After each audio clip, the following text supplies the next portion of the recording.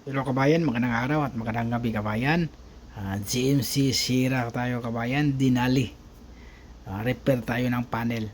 So bago ang lahat kabayan, huwag kalimutang mag-subscribe at pakiclick na din yung notification kabayan. Pakilike na din po. Maraming salamat sa suporta.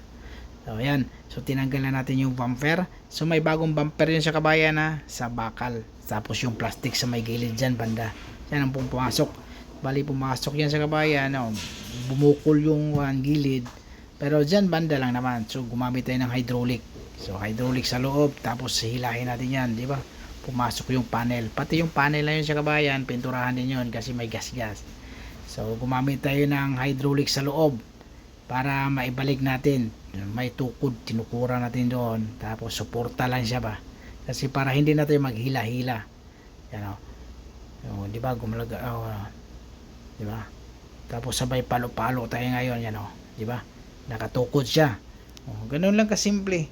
Tapos hindi muna natin tinanggal yung T-light para makita natin yung diferensya. Yan Tapos sabay hila natin kasi nakadikit na yan siya. So i-gap natin yan. Para maganda yung pagkatira natin. So hydraulic lang, tapos sabay hila-hila din sa may gilid para yung panel niya, pinaka panel niya may clearance na kasi nakadikit yan. Tapos pati yung sa baba pumasok din, kasi yung bakal na yung bumper na yun sa kabayan, natupi sa pagkabangga dyan. Tapos natanggal naman natin yung molding doon sa gilid. Tapos yan, palo-palo na tayo. Tapos habang nakatukod yung hydraulic sa loob, dyan tayo magpalo-palo dyan. Pero yung taas na yung kabayan, walang problema rin, kunting galos lang yan sa taas. Diyan lang bubukol. Matibay ito kabayan, matibay na plate yan sa kabayan. Anong numero niyan? Basta matibay pag mga truck pickup. Truck pickup pala ito sa kabayan, GMC.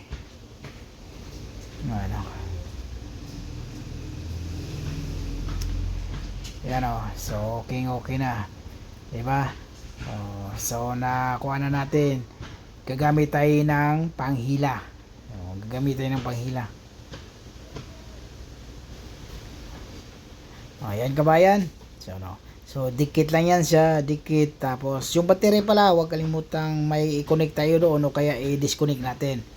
So pero mayroon tayong idikit doon kabayan para safety. Yan sabay dikit, hila. So, okay lang yon. Tapos yung naka-hydraulic, wala na, hindi na naka-hydraulic yan sa kabayan, okay na kasi kunting kuan lang yan kunting palo-palo na lang siya. Diba? Tapos sabay tanggal lahat ng pintura bago ka magmasilya. Tapos masilya na tayo. Panipili agad para matapos na agad sa kabayan. Pero natagalan na ako sa kabayan parang 4 na oras ko natapos to 4 na oras ko natapos sa pag-repair tapos pagpahid ng masilya. Kasi ako din nagpreparasyon nito kabayan.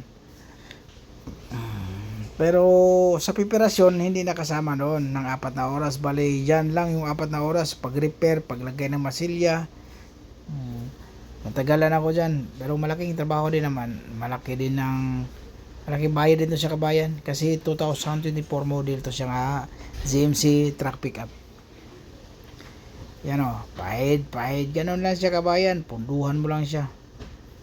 Hindi pagandahan ng masilya dito. Ang importante, maganda yung pagkatira pagkatapos.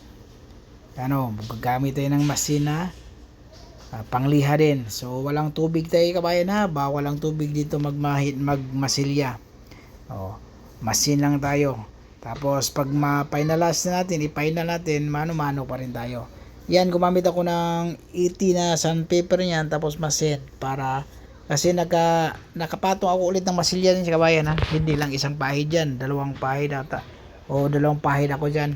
Tapos sa baba din, yung may kantuhan sa baba, hiniwalay ko pagpahid ng masilya. So hindi ko lang na-i-video yung pangalawang pahid ko, basta 2 patong ako ng masilya. Tapos pagkatapos nyan, masin, tapos pahid ulit ng masilya. Hindi na ako magmano-mano. Saka na ako magmano-mano pag sa tingin ko hindi na ako magpahid ng masilya.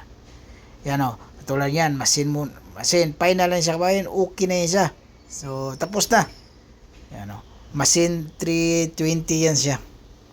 320 na machine para sa primer. Yan, ang katulad yung kabayan. So, ready na yan siya for primer. Yan, sisilipin natin kung okay ba. Pero siguradong okay yan. Sanay na tayo sa ganyan eh. Yan o. Okay. Di ba? So, pahid na tayo ng pahid. Magpatong na tayo ng masilya.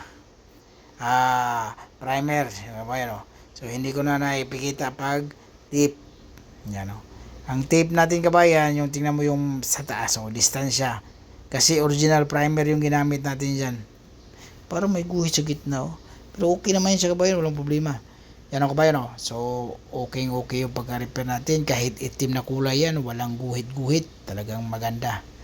Maganda yung pagka-repair. Perfect siya. Ito kabayan na GMC Sierra kabayan na truck pickup ito. Itong tail light na to 60,000 sa pesos. Kasi basag yung kuan ito eh. Yung tingnan mo. Yung kuan ito naman 60,000 mahigit. Mga 70. Ito basag to. Kita ko sa inyo. Ito lang oh. Mabigat talaga ito. Oh. 60,000.